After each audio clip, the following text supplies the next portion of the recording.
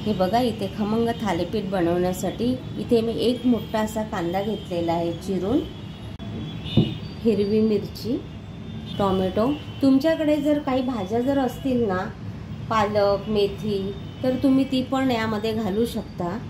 थालीपीठ म्हटलं म्हणजे ना भरपूर अशी कोथिंबीर घ्यायची। इथे बघा 1 चमचा आलं लसूण पेस्ट, तुम्ही हिरवी मिरची, कोथिंबीर आणि लसूण ह्याचं वाटण करून पण यामध्ये घालू शकता, म्हणजे चटणी वाटून। आणि इथे 1 चमचा असं तीळ घेतलेले आहेत, ओवा घेतला 1 चमचा, तो असा हातावरती ना चोळून घालायचा, म्हणजे त्याचा स्वाद छान उतरतो।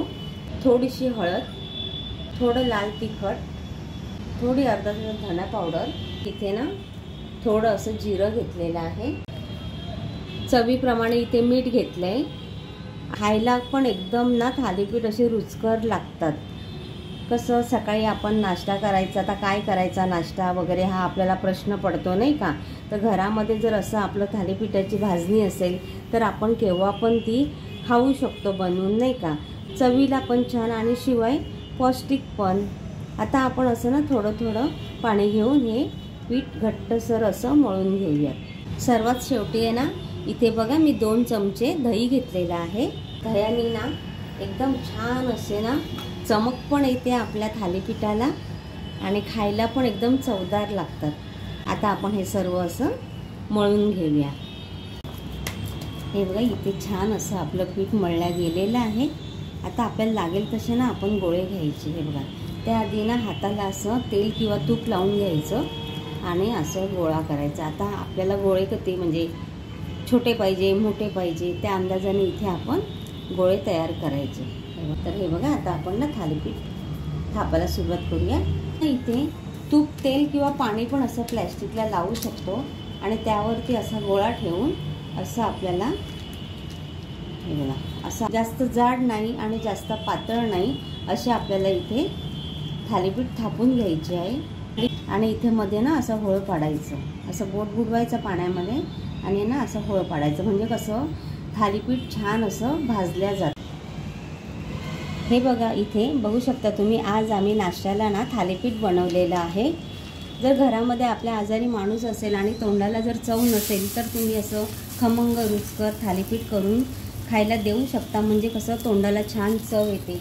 आणि मी इथे लोखंडी तवा घेतलेला आहे। लोखंडी तव्यावरती ना थालीपीठ एकदम असं खमंग भाजल्या जातं आणि चव पण छान येते आणि लोखंडी तव्याचं कसं आपल्याला लोह पण मिळतं ना। इथे बघा चहा पण आपली उकळते, छान अशी चहा उकळते। आज आपण नाश्त्याला इथे थालीपीठ केलेलं आहे, चवीला तर अप्रतिम लागतं। आणि तुम्हाला जर थालीपीठाची भाजणी कशी केली हा जर व्हिडिओ जर पाहायचा असेल तर प्रमिलाज वर्ल्ड चॅनलवर जाऊन बघा, संपूर्ण थालीपीठ भाजणीचा व्हिडिओ मी अपलोड केलेला आहे, तर तुम्ही जाऊन बघा, म्हणजे तुम्हाला कळेल की आपण कशा पद्धतीमध्ये भाजणी केलेली आहे। हे बघा बघू शकता इथे खमंग असं थालीपीठ आपलं भाजलं गेलेलं आहे।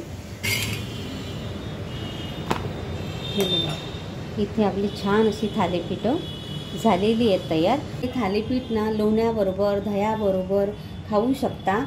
हे बघा इथे खमंग असे आपले थालीपीठ तयार झालेले आहेत। कसा वाटला आजच्या आमच्या नाश्त्याचा बेत तो नक्की कमेंटमध्ये सांगा।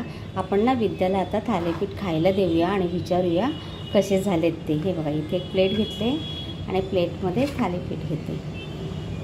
हे बघा जोडीला दही, दह्याबरोबर थालीपीठ ना अप्रतिम लागतं, म्हणजे तुम्ही लोण्याबरोबर पण खाऊ शकता, दह्याबरोबर पण खाऊ शकतात, तुम्हाला आवडत असेल त्याच्याबरोबर तुम्ही खाऊ शकता, किंवा शेंगदाण्याच्या चटणीबरोबर पण तुम्ही थालीपीठ खाऊ शकता, एकदम छान लागतं। हे बघा इथे बाबा बसले, बाबांचा नाश्ता झाला। बाबांना पहिले एक गरम गरम थालीपीठ करून दिलं खायला, बाबांनी खाल्लं। आता TV बघतात ते, बातम्यांवरती काय चाललंय ते। तर आता आहे ना विद्याला नाश्ता करण्यासाठी मी थालीपीठ दिलेलं आहे, तर तिलाच आपण विचारूया की बाई कसं झालंय सांग म्हणून। काय ग कसं झालंय थालीपीठ? एकदम मस्त झालं, एकदम चविष्ट, रुचकर आणि पौष्टिक। आज गॅस जाणार आहे ना, म्हणून मस्त असा नाश्ता बनवलेला आहे प्रमिला ताईने थालीपीठचा, एकदम सुंदर झालं। थालीपीठसाठी खमंग भाजणी कशी तयार करायची याचा व्हिडिओ प्रमिला ताईने तिच्या चॅनलवरती टाकलेलाच आहे, तर तुम्ही अजूनपर्यंत जर नसेल बघितला तर नक्की नक्की जाऊन बघा. प्रमिलाज वर्ल्ड चॅनलला सबस्क्राईब करा, बेल नोटिफिकेशनवरती क्लिक करा आणि मस्त दह्याबरोबर असं गरमागरम थालीपीठ तुम्ही पण खा, नाश्ता करा, जेवणासाठी खा, या नाश्ता करायला. डाळी आणि धान्य मिक्स करून मस्त असं पीठ तयार केलेलं आहे भाजणीचं थालीपीठाचं, जे आरोग्यासाठी सुद्धा आपल्या चांगलं आहे. भरपूर प्रमाणात प्रोटीनयुक्त हे असं थालीपीठ आणि भाजणीचं पीठ कसं बनवायचं तर ती रेसिपी नक्की जाऊन बघा.